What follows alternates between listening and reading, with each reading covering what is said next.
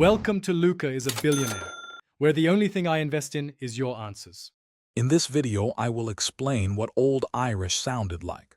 We'll explore its unique phonetic characteristics, which are quite different from the Irish spoken today. By understanding these ancient sounds, you can gain a deeper appreciation for the language's rich history and how it has transformed over centuries. It's a fascinating journey into linguistic heritage. Old Irish boasted a complex system of vowel sounds, featuring 10 distinct qualities. These vowels could be either short or long, a distinction that often changed the meaning of a word.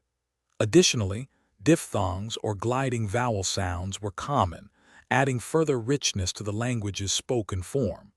Mastering these vowel nuances is key to authentic pronunciation.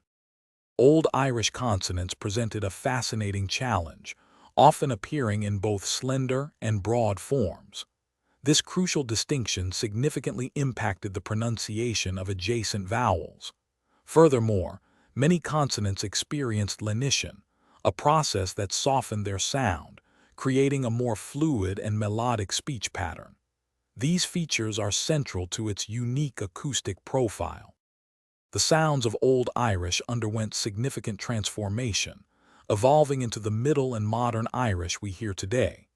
Many of its intricate phonetic features were gradually lost or simplified over centuries of linguistic change. By studying Old Irish, we gain invaluable insight into the dynamic processes of language evolution and how languages adapt and shift through history. Thanks for watching and please subscribe. It's the best investment you'll ever make.